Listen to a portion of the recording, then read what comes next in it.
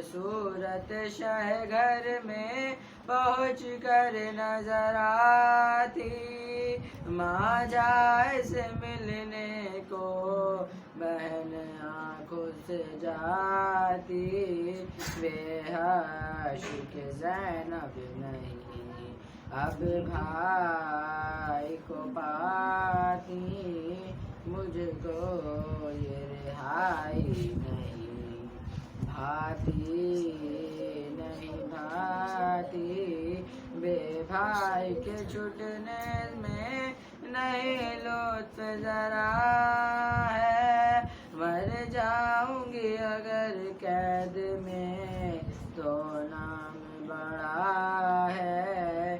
क्या बाली सकीना का नसीब हुआ बावर, बाबा के लिए मर गई जिंदान में डॉक्टर लड़ जाए उसी तौर पर, कहीं मेरा मुक़द्दर मर जाऊं इसी कैद में।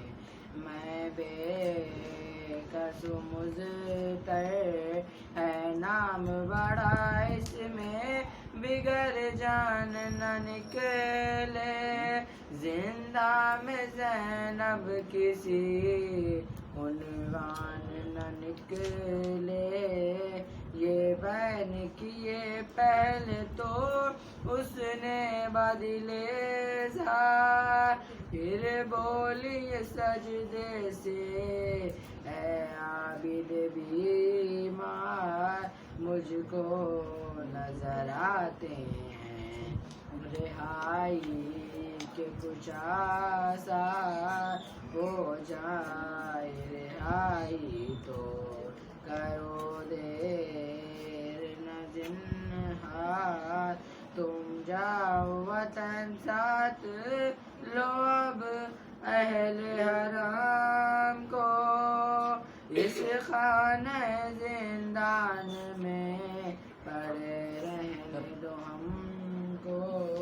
सजदे में जिस दम से सुना अपनी फूफी से, रोके ये कहने लगे वाह बिन्ते अली से, ऐसे ही तुम्हें इश्क था फर्जंद अली से, कुर्बान हो तुम नाम पे उस भाई के जी से, या छोड़ के मैं जाऊं तुम्हें ये न कहो तुम, मिल जाए जो जा रहने भाई तो रहो तुम।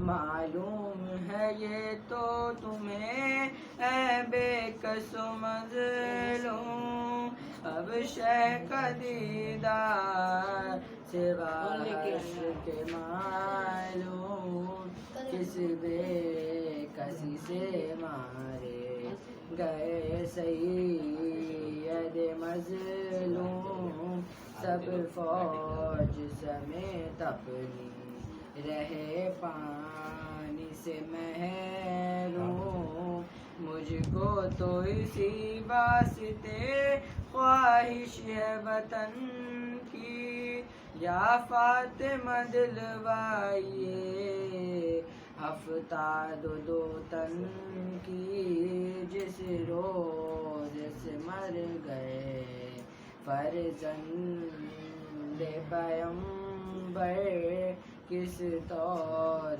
से रोने की मनाई रही हम पर, अल्लाह ही निकलेगा जो जिंदान से बाहर, फिर रोने तो शाबीर पे होएगा मयसर, घर ले चले आदा हमें माता की तरह, मिलवाएंगे अब्रे फिसरे शाह नजब से कहने लगी मामून से यूं ज़ैनब मुज़्तर कहे हाकिम बेदी से मेरी सिफ्त से जाकर उज़ार को दरबार के काफिर अकबर एक बार दिखला चुका हम सब क्यों खुले सर दिखला चुका हम लोग को ओ खुले सर जब या असीरों के लिए हो मेरे आई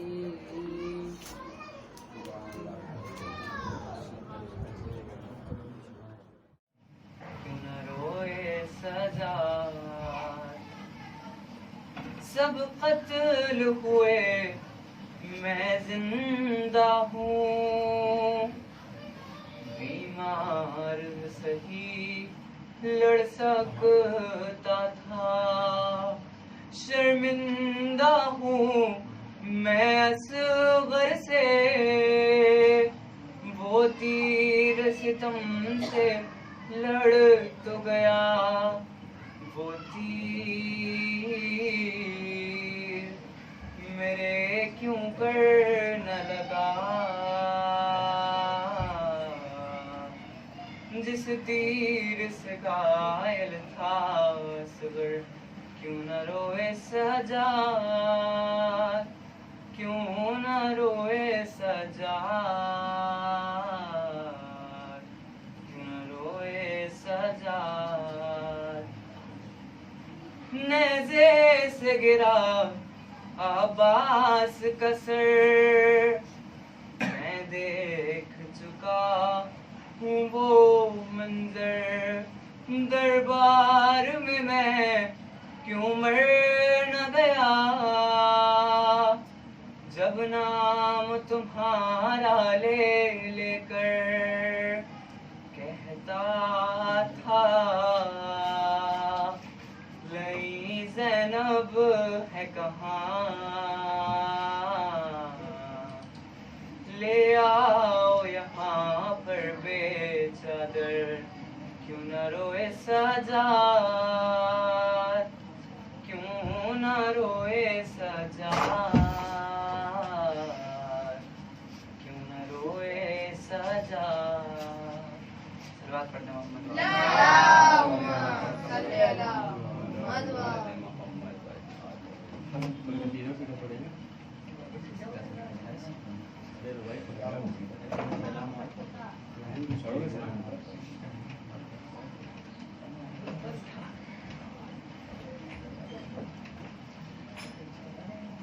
मोहित और पी है और पी है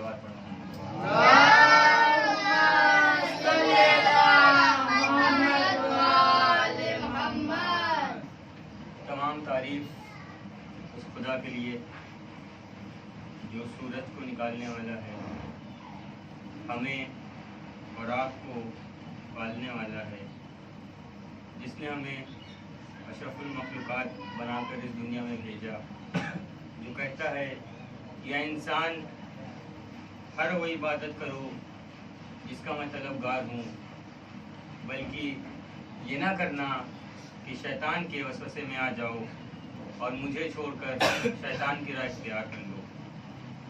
शैतान इस दुनिया में जब आया था तो उसने खुदा से एक बात कही थी, या खुदा मैं जब तक दुनिया में रहूँगा तब तक तेरे बंदों को बहकाऊँगा, तेरे बंदों को नेकियां करने से रोकूंगा। वही खुदा हमसे इरशाद फरमाता है कि हमारी इबादत करो, नमाज पढ़ो, रोज़े रखो, अपने भाइयों से, अपने दोस्तों से इखलाक के साथ मिलो। ऐसा ना हो कि तुम्हारी बेइखलाकी तुमको तुम्हारे दोस्तों व तुम्हारे भाइयों से दूर कर दें। सलवात पढ़ो।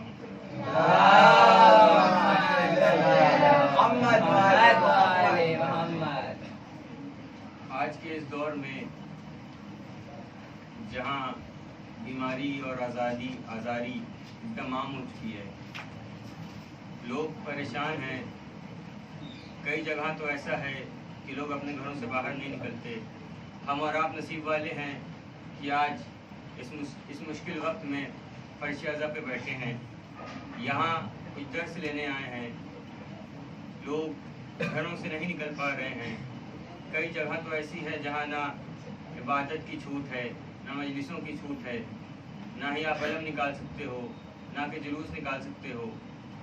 हम हैं नसीब वाले जो आज इस फर्श अज़ा पे बैठे हैं, कुछ सीखने को मिलता है।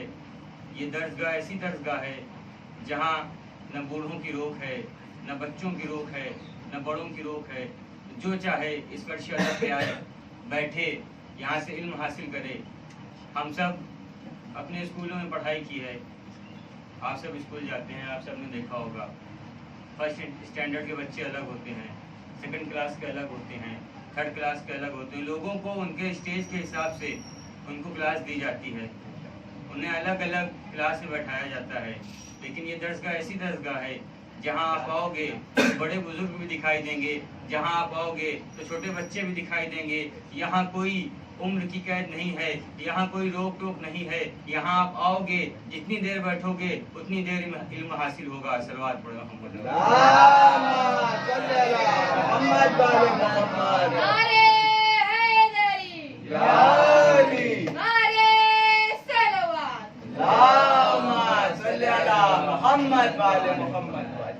आपके सामने एक वाक़या, उसके बाद आपके मसाइल।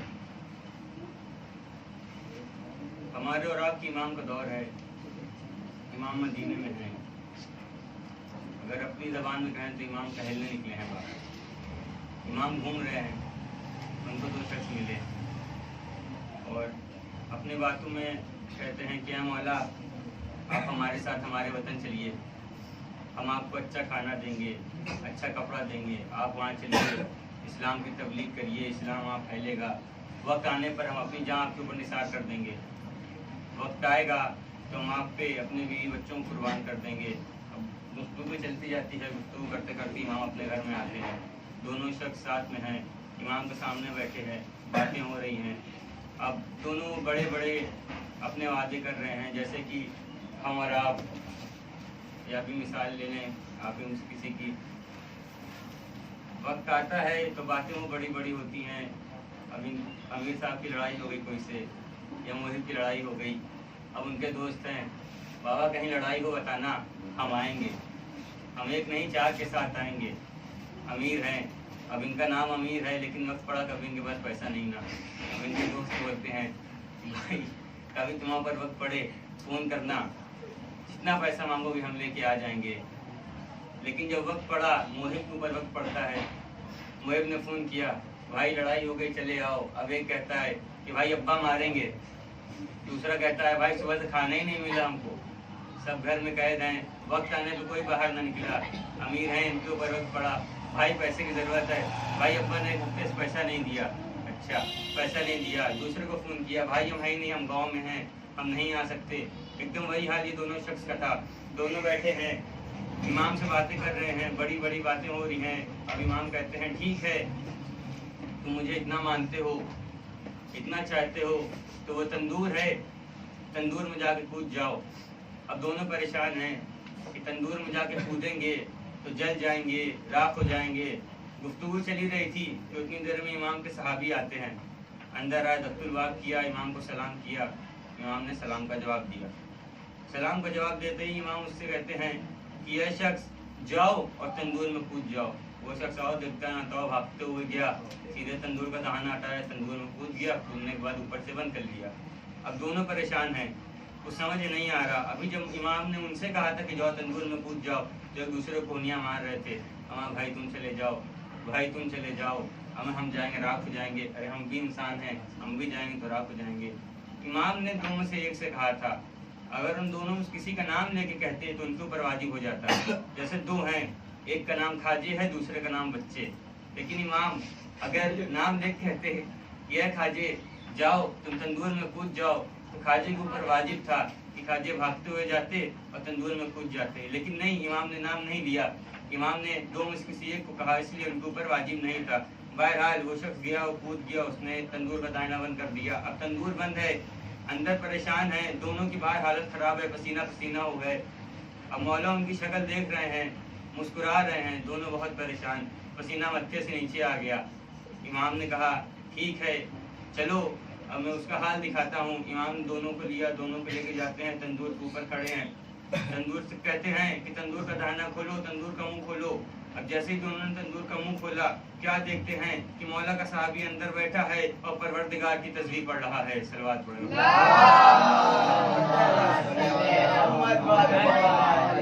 अंदर तस्बीह पढ़ रहा है। बहरहाल उस शख्स को दोनों ने बाहर निकाला, मौला का साहबी बाहर आए। अब उनसे पूछते हैं कि यह शख्स आखिर ऐसा क्या था कि मौला ने तुमसे एक ज़बान कहा, तुम भागते हुए आए और तंदूर में कूद गए, अपनी जान की परवाह न की। तो मौला साहब भी फरमाता है कि याद करो जब मैं इस घर में आया था, जब मैं इस घर में दाखिल हुआ था, तो मेरे और इमाम की क्या गुफ्तगू हुई थी, हमारे बीच क्या बातें हुई थी। और दोनों शख्स कहते हैं तुम्हारे बीच तो कोई बात नहीं हुई, तुम घर में आए, घर में आने के बाद सलाम किया, सलाम करने के बाद मौला का तंदूर में कूद जाओ, तुम भागते हुए गए और तुमने तंदूर में छलांग लगा दी। अब वो मलक साहब फिर कहता है कि याद करो जब मैं घर में आया था, मैंने इमाम को सलाम किया था और सलाम के बदले में इमाम ने मुझे सलाम का जवाब दिया था। तो इसका मतलब ये है कि जिसकी सलामती की दुआ इमाम कर दे तो वो उसका पूरे दिन का बीमा हो जाता है, उसका एक बाल भी वाक़ा नहीं हो सकता। सलवात पढ़े मोहम्मद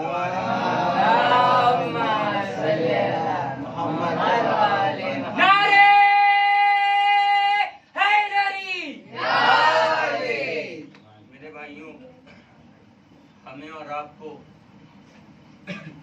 इस मुश्किल दौर में कोशिश ये करनी चाहिए कि हमारा और आपका अजीज़ अगर परेशान है तो उसको उसकी परेशानी में मदद करें, ना कि वक्त आने पर उसको दूर कर दें। कोई भूखा है तो उसको खाना खिलाएं। खुदा के करीब सबसे नेक काम है इबादत। इबादत सिर्फ नमाज रोज़ा ये सब नहीं है, बल्कि इबादत में अगर आप किसी के साथ नेकी करते हो वो भी इबादत है, कोई के काम आते हो वो भी इबादत है, कोई माजूर है उसकी मदद करते हो वो भी इबादत है। और खुदा के लिए सबसे पसंदीदा मदद, सबसे करीब जो है वो ये है कि अगर आप किसी को अपनी दौलत, अपने हैसियत के हिसाब से मदद करते हो तो खुदा और खुश होता है। लेकिन आज के दौर में वही जैसा कि मैंने बताया कि वक्त पड़ा तो वक्त आने पर लोग पीछे हो जाते हैं, पैसे की ज़रूरत पड़ी, वक्त आने पर लोग पीछे हो गए, बातें बड़ी बड़ी की। हमको अपना माहौल ऐसा नहीं रखना चाहिए कि कोई गरीब है वो हमारे पास मदद मांगने आया, हमसे कह रहा है भाई हमें भूख लगी है, हमें खाना खिला दो। जैसे ये हमारे बड़े भाई अमान साहब कोने में बैठे हैं, ये हमारे पास आए और कहें भाई हमें बड़ी भूख लगी है, हमें चल के खाना खिला दो। तो हमारा इखलाक ये होना चाहिए कि हम इन्हें जाएँ और खाना खिला दें, बल्कि ये ना कहें कि हमारे पास से चले जाओ वरना हम तुम्हें तबड़ाद मार देंगे, यहीं गिर जाओगे। ये ना कहें कि अपने से कमाओ। इंसान जब आपके पास कुछ मांगने आता है तो याद रखिएगा वो किस कदर महरूम होगा, किस कदर परेशान होगा कि अपनी सारी अच्छाइयों को भूल कर, अपना एक स्टेटस भूल कर आपके पास आता है मदद मांगने के लिए। तो ज़्यादातर कोशिश यही करें, अभी आप बच्चे हैं, हम भी ज़्यादा बड़े नहीं हैं, कोशिश यही करें कि जो अगर कोई परेशान दिखाई दे उसकी मदद कर दें, कोई मजबूर है उसकी मदद कर दें, ना कि उसका मजाक उड़ाने के बजाय। और ऐसा कभी ना करें कि हमने किसी की मदद की, मदद करने के बाद 4 आदमी को जाके बताते हैं, जो आजकल के लोगों का ज़्यादातर इखलाक है। हमने किसी एक की मदद की फिर 4 जाके बताएंगे अरे भैया उसको कोई मुसीबत पड़ी थी, हमने ऐसा ऐसा काम किया, हमने उसकी इस तरह से मदद की, हमने पैसे से मदद की, हमने हर चीज़ से मदद की। तो अजीज़ों सलवात पढ़े मोहम्मद। मोहम्मद वाले मोहम्मद। हमें अपना इखलाक इस कदर बनाना चाहिए कि ना कोई हमारे ऊपर उंगली उठा सके, ना हम किसी के ऊपर किसी और के ऊपर उंगली उठा सके। बहुत से लोग इस दुनिया में आज भी हैं जो कि कभी मस्जिदों में काम पड़ता है या कभी किसी की मजबूरी पड़ती है, वो लोग आते हैं, आने के बाद मदद करते हैं, मदद करके चले जाते हैं। यहाँ तक कि लोगों से कह के जाते हैं कि मैं तुम्हारी मदद कर रहा हूँ, लेकिन किसी से ये मत बताना कि मैंने तुम्हारी मदद की। तो असली नेकी वही है कि आप एक हाथ से मदद करो तो दूसरे हाथ को पता न चले। सलवात पढ़ो मोहम्मद।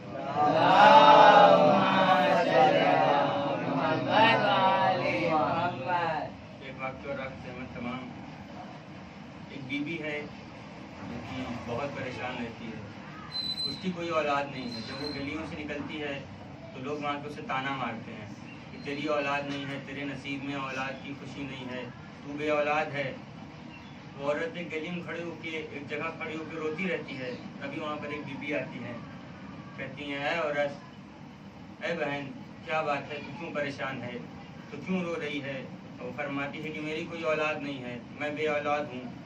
लोग मुझे ताना मारते हैं, ताना कसी करते हैं। जब मैं कहीं से निकलती हूँ तो मुझे परेशान किया जाता है। अब वो औरत उससे कहती है कि ये बीबी, तू जानती है तू कहाँ पे खड़ी है? तेरे बाजू में हज़रत अब्बास की दरगाह है, वहाँ जा। ये वो सखी है जिसकी सखावत से कोई महरूम नहीं रहता। वो बीवी अंदर जाती हैं, दुआ मांगती हैं। बहरहाल दुआ कबूल हुई, उनको औलाद हुई। अब एक बार टाइम है, एक बार का वक्त है कि उस औरत का बच्चा अपने दोस्तों के साथ खेलता रहता है और खेलते खेलते एक कुएं में गिर जाता है। कुएं में गिरता है, उसमें से वहाँ पे एक औरत रहती है, वो भागती हुई जाती है उसके पास, कहती है कि अरे बीबी, तू यहाँ घर में बैठी है, तेरी औलाद कुएं में गिर गई, जाके देख, तेरी औलाद कुएं में है। अब वो परेशान होती है लेकिन कहती है नहीं, मैं नहीं देखने जाऊंगी।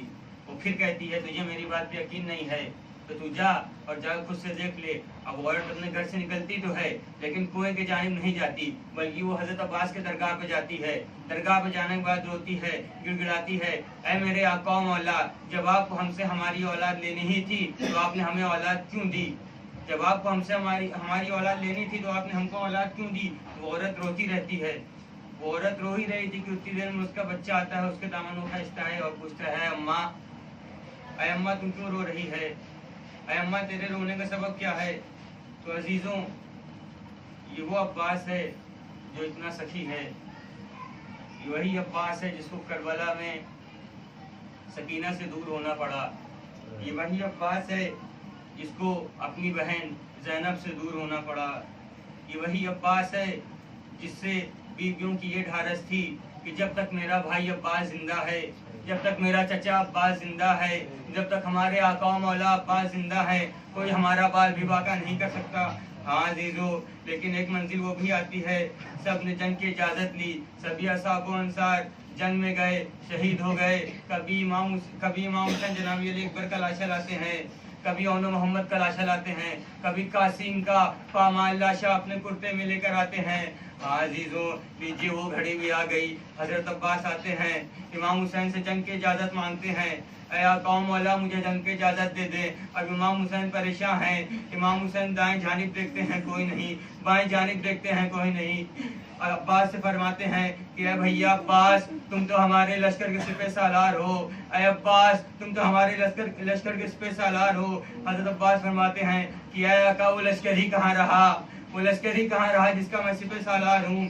हाँ अजीजों, खैमों से बच्चों के रोने की आवाज़ आ रही है। खैमे बच्चे में तरस रहे हैं पानी के लिए, खैमे में बच्चे रो रहे हैं। इमाम हुसैन कहते हैं कि अब्बास ठीक है, जाओ जाकर बच्चों के लिए पानी लेकर आओ, जाओ बच्चों के लिए पानी लेकर आओ। और हज़रत अब्बास खैमे के दर पर जाते हैं। जनाब सकीना से कहते हैं, ऐ सकीना मशकीज़ा लाओ, ऐ सकीना मशकीज़ा लेकर आओ, तुम्हारा चचा पानी लेकर आएगा। हाँ अजीजों, ये वो चचा है जिससे सकीना को बहुत ढारस थी। अब सकीना को यकीन है कि हमारा चचा जा रहा है तो पानी लेकर ही लौटेगा, अब हमारा चचा जाएगा तो पानी लेकर ही आएगा। हाँ अजीजों, सकीना अंदर जाती हैं, अंदर जाने के बाद मशकीज़ा लाती हैं, मश्क लाती हैं। हज़रत अब्बास को मशकीज़ा दिया। हज़रत अब्बास वहाँ से रवाना हुए, दरिया की जानिब जाते हैं। अब हज़रत अब्बास दरिया की जानिब रवाना हुए।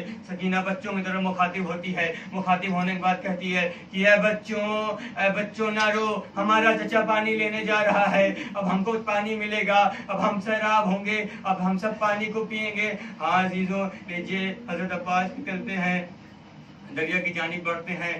फौजी अशिया में कोहराम मच जाता है। फौजें इधर उधर भागने लगती हैं, फौजें इधर उधर भागती हैं और हज़रत अब्बास आगे बढ़ते जाते हैं। लीजिए हज़रत अब्बास दरिया किनारे पहुंच गए। अब दरिया की जानिब हैं, दरिया करीब हैं। चुल्लू में पानी लिया, पानी लेने के बाद सोचा पी लें। खुदा जाने पानी में क्या नजर आया, शायद जनाब सकीना का चेहरा नजर आया हो। चुल्लू से पानी को फेंका, साथ में घोड़ा है, उसको पानी दिखाते हैं कि ये घोड़े तू पानी पी ले। नहीं अजीजों, वो वफादार, वो भी पानी नहीं पीता। अब हज़रत अब्बास मुश्किल में पानी लेते हैं। पानी लेने के बाद खैमे के जानिब वापस रवाना होते हैं। खैमे के जानिब बढ़ने लगते हैं। फौज अश्किया में कोहराम मच जाता है। आवाज़ आती है कि इसको पानी खैमे तक ना पहुँचे, अगर पानी खैमे तक पहुँच गया तो हमारी सारी मेहनत बेकार हो जाएगी। हाँ अजीजों, भागी हुई फौज सिमटी हज़रत अब्बास पर चारों तरफ से वार होने लगे। किसी ने एक वार किया, हज़रत अब्बास का बायां बाजू कलम हुआ। किसी और ने वार किया, हज़रत अब्बास का दायां बाजू कलम हुआ। अब हज़रत अब्बास ने मशकीज़ों को अपने दांतों से संभाला। दांत में मशकीज़ा है। हज़रत अब्बास आगे बढ़ते जा रहे हैं। अभी ढारस है, मशकीज़े में पानी है। हज़रत अब्बास आगे बढ़ते जा रहे हैं। जब तक मशकीज़े में पानी है अब्बास की आस है। लेकिन हाँ अजीजों, एक शख्स ने ऐसा वार किया जो कि जाके सीधे मशकीज़े में लगता है। मशकीज़े में तीर लगना था। अब्बास की आस टूट गई। अब्बास ने घोड़े को वापस मोड़ा। वापस मोड़ने के बाद दरिया के जानिब जाते हैं। दरिया से पानी भरने के जानिब जाते हैं। तभी एक शकी ऐसा वार करता है कि जो तीर है वो जाके हज़रत अब्बास की आंखों में बेबस हो जाता है। हाँ अजीजों, हमारे और आपके आंख में अगर कुछ जाता है तो हमारे पास हाथ होता है। हम अपने हाथों से चाहते हैं कि आंखों में गए हुए किसी भी चीज को निकाल लें, लेकिन नहीं अजीजों, अब्बास के पास हाथ नहीं है। अब हज़रत अब्बास झुकते हैं, चाहते हैं कि अपने घुटनों से अपनी आंख में लगी हुई तीर को निकाल लें, लेकिन नहीं अजीजों, उतनी ही देर में एक शकी आगे आता है। उसके हाथ में गुर्ज है। वो गुर्ज से हज़रत अब्बास के ऊपर वार करता है। अब्बास जीन से जमीन पर तशरीफ लाते हैं, आवाज देते हैं, ऐ आका हुसैन हमारी मदद को आओ, ऐ आका हमारी मदद को आओ। हाँ अजीजों, इमाम हुसैन का सुनना था। इमाम हुसैन की कमर टूट गई, आस टूट गई। अब इमाम हुसैन आगे आते जाते हैं, आगे बढ़ते जाते हैं, फरियाद करते जाते हैं। कुछ दूर आगे बढ़े, हज़रत अब्बास का एक शाना उठाया। फिर कुछ दूर आगे बढ़ते हैं, हज़रत अब्बास का दूसरा शाना उठाया। हाँ, एक मंजिल वो भी आई कि हज़रत अब्बास के करीब पहुंच गए। हज़रत अब्बास के सर को उठाया। उठाने के बाद अपने जानुओं पे रखा और पूछते हैं, अब्बास तुम्हारी कोई आखिरी ख्वाहिश है?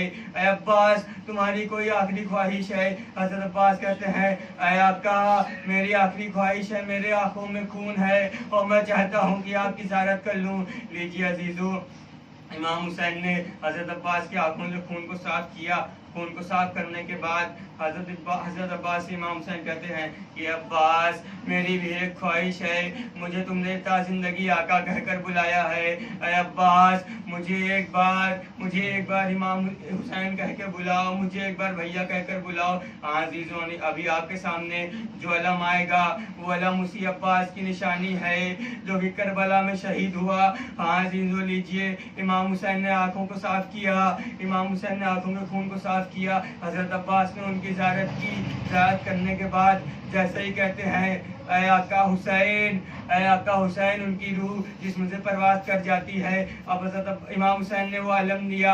अलम लेने के बाद खैमे के जानिब बढ़ते हैं। सकीना खैमे पे खड़ी है, अब्बास का इंतजार कर रही है और क्या देखती है कि अलम आया लेकिन अलमदार ना आया। अलम आया लेकिन अलमदार ना आया। या हुसैन, या हुसैन, या हुसैन, या हुसैन, या हुसैन, या हुसैन, या हुसैन, या हुसैन।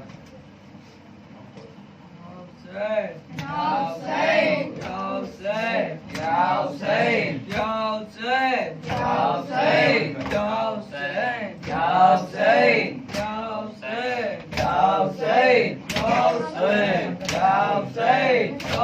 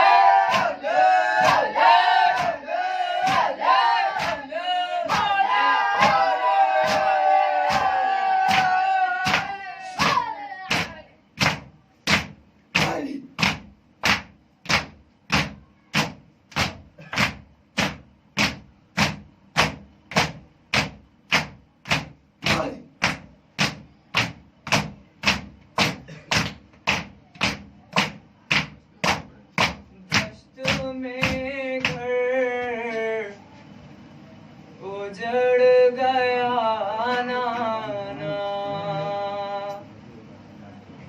दश्त में घर उजड़ गया नाना, दश्त में घर उजड़ गया नाना, दश्त में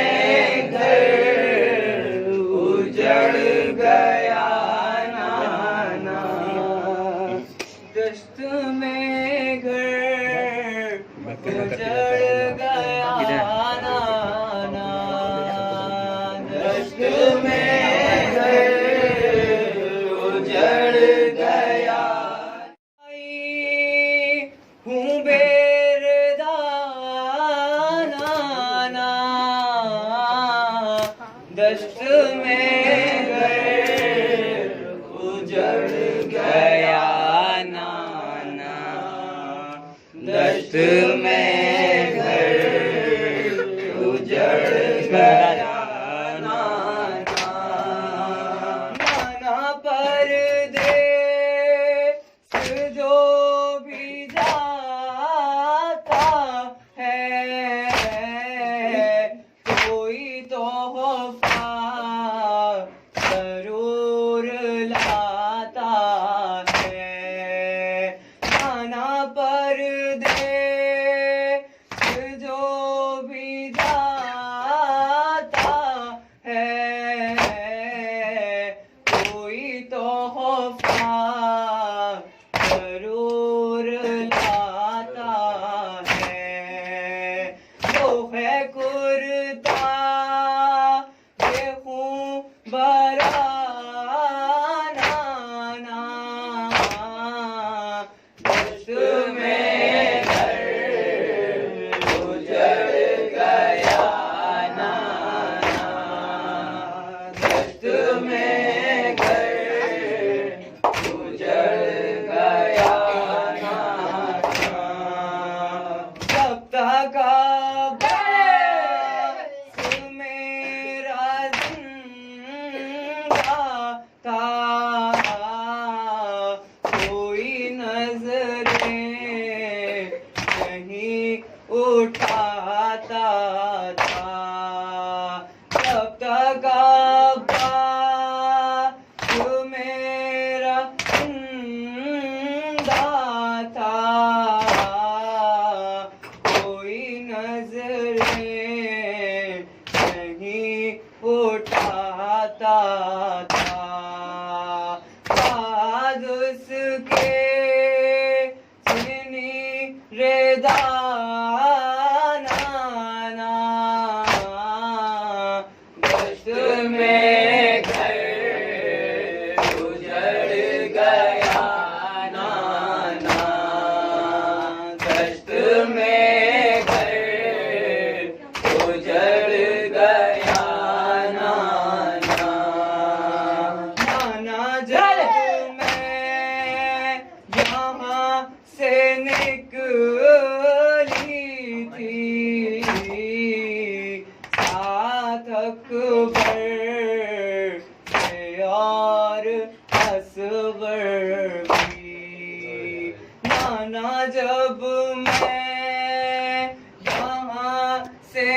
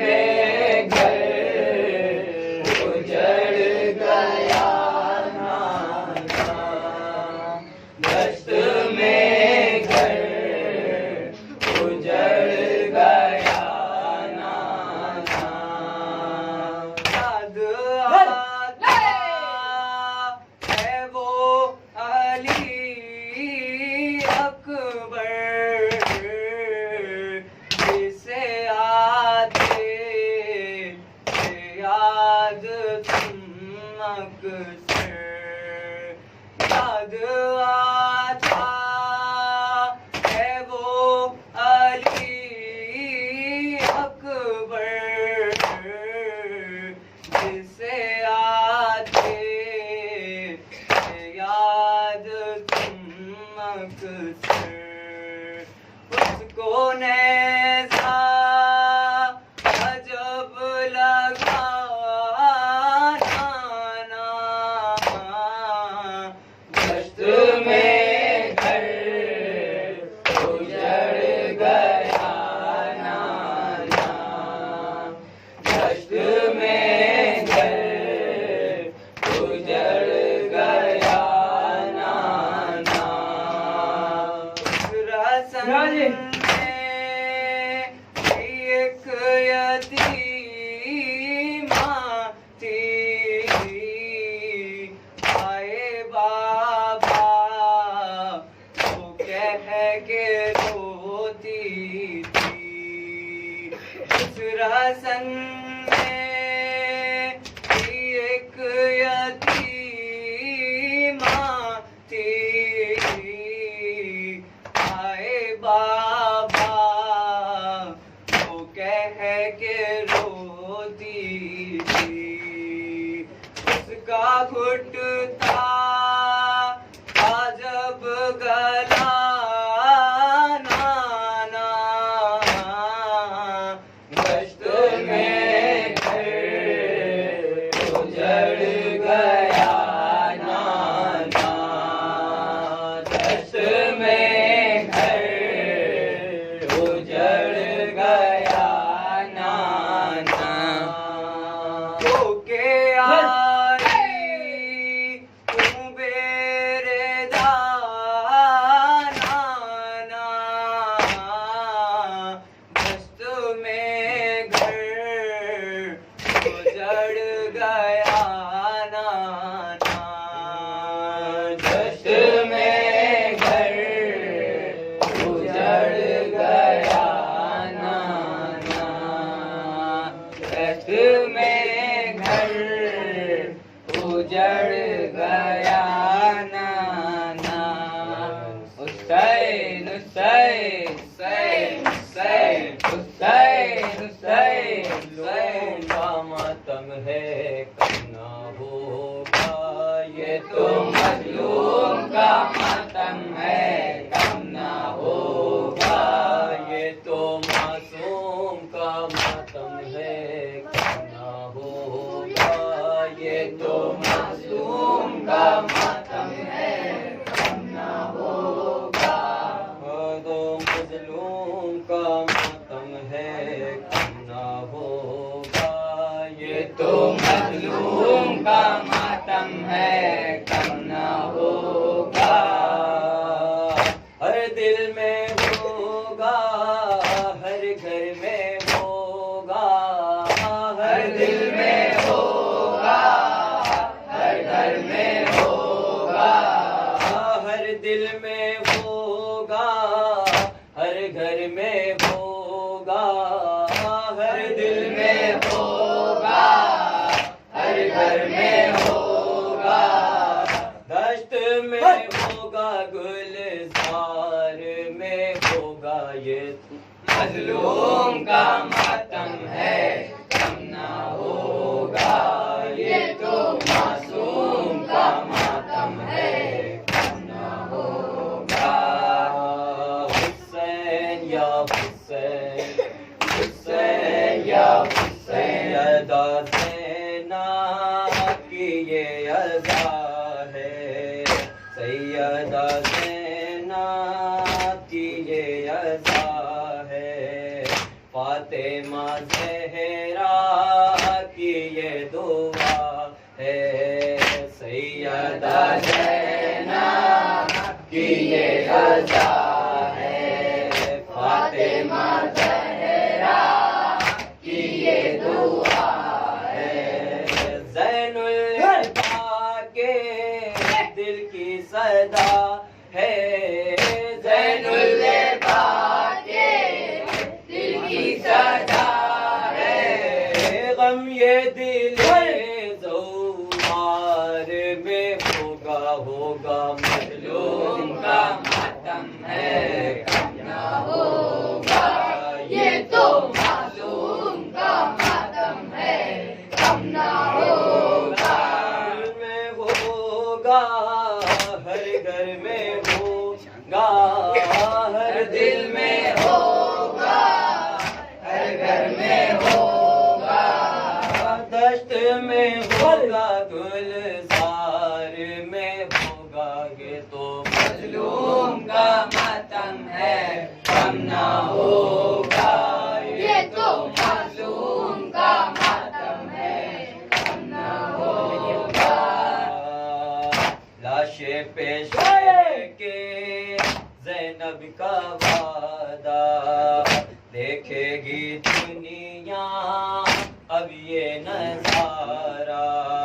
लाशे पेश के ज़ैनब का वादा, देखेगी दुनिया अब ये नजारा। ऐ मेरे भैया मातम तुम्हारा, ऐ मेरे भैया मातम तुम्हारा। शाम के बड़े दरबार में होगा, ये तो मजलूम का मातम है, कम ना होगा। ये तो मासूम का मातम है, कम ना होगा। मजलूम का मातम है, कम ना होगा। ये तो मजलूम का मातम है, कम ना होगा। ये तो मजलूम का मातम है, कम ना होगा।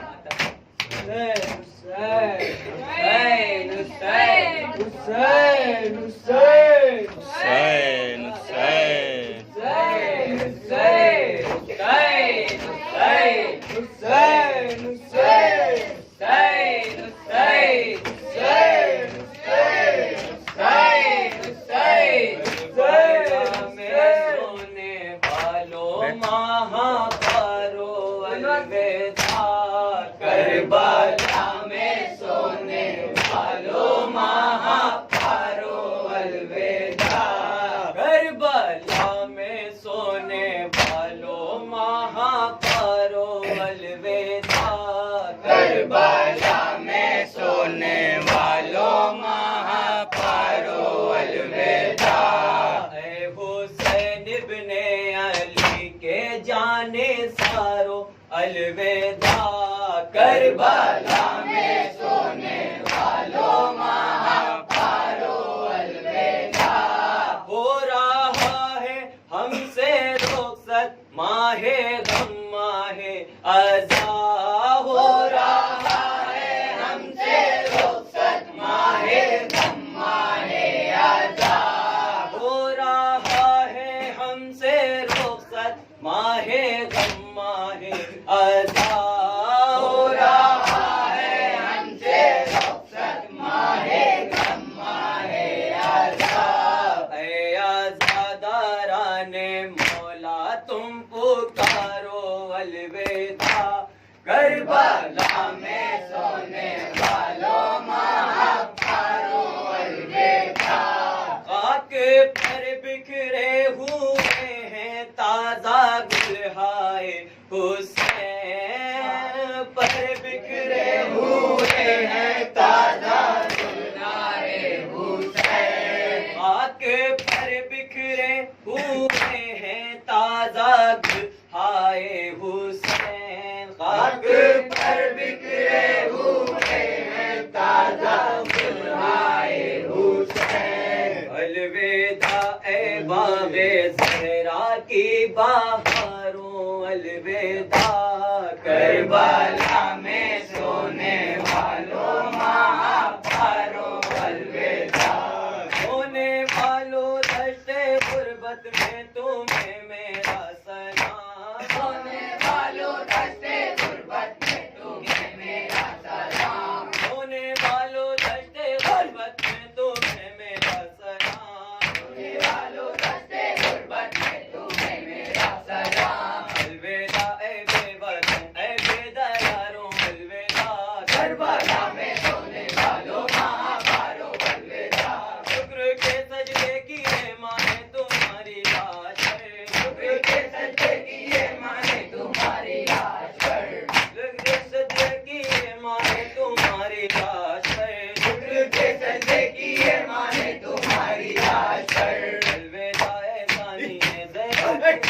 अली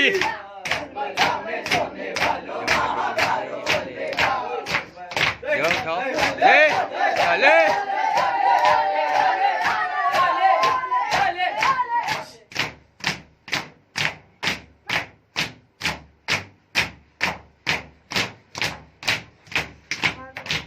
हुसैन सलाम पढ़ाइए अब्बा। अस्सलामु अलैका व अला जद्दिका व अबीक, अस्सलामु अलैका व अला उम्मिका व अखीक, अस्सलामु अलल हुसैन व अला अली इब्न अल हुसैन व औलादिही व अस्हाबिही व अंसारिही। अस्सलामु अलैकुम व रहमतुल्लाहि व बरकातुहू। अस्सलामु अलैका या गरीब अल गुरबा, अस्सलामु अलैका या मुईन अद-दुआफा।